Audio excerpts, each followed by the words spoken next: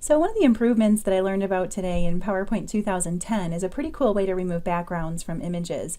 And here on this slide is a result of what I did with the tools that PowerPoint gives us. I had this image right here of this doctor, and it actually started out with quite a dark background, and I was able to knock that background out and place the picture into a different scene altogether. So you can see back here, this image of the hospital room is an entirely separate image, and these two images look pretty decent together.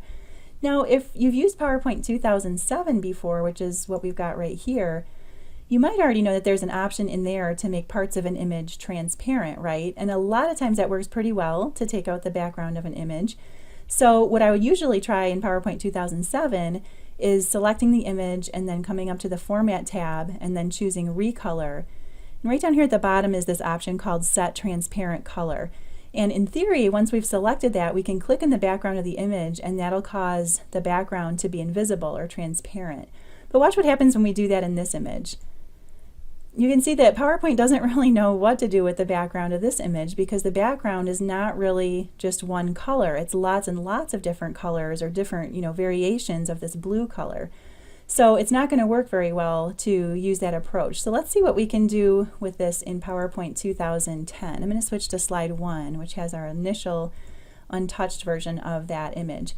So what we want to do is select the image and then choose the Format tab. And we've got this new button here on the toolbar called Remove Background. So I'm going to select that.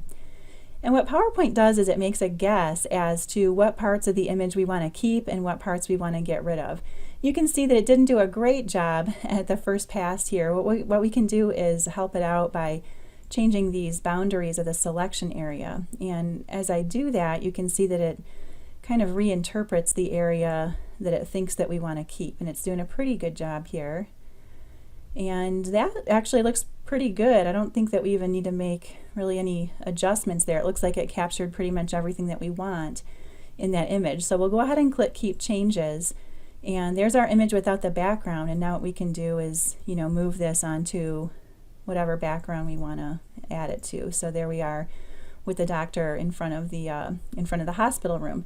Now, not all images are going to be quite as straightforward as that. This is going to work best when you've got images where the background is, fairly high contrast compared to the part of the image that you want to keep. But there are some ways to fine-tune the selections too if it doesn't do a great job initially. Like, let's look at this example of this image of this little boy. What we can do is do the same thing we did earlier, choose the Format tab and then Remove Background. And then we're going to drag these boundaries to kind of frame up this selection a little bit better. And it's doing okay so far. And it looks like it got pretty much everything. I can see down here his shoes don't look quite right. Those are pink, which means that that part would be removed. We don't want that. So what we can do is come up to the toolbar and choose Mark Areas to Keep. And then we can, click on those areas that are pink right now that we want to actually preserve in our image. So that looks pretty good. I can see that back here though, there's part of the pavement is going to be retained as well. So we want to get rid of that. What we want to do now is come up to the toolbar and choose Mark Areas to Remove, and then we can click in those spots to get rid of the parts that we don't want to retain in the image. And sometimes it takes a little bit of extra clicking, but this looks pretty good, so we'll go ahead and see how that turned out. And that looks okay. I think that we could use that in a scene, drop it into a background or whatever. Now, this is still not going to give you the kind of precision that you would get in a dedicated image editing tool, but for a lot of images, like the one that we see here and like that image of the doctor, it actually works pretty well, and it does, save you the time of having to launch a whole separate application and monkey around with, lots of windows open and different files to manipulate. So with just a few clicks, it's definitely worth trying if you want a real quick and easy way to get rid of backgrounds from your images.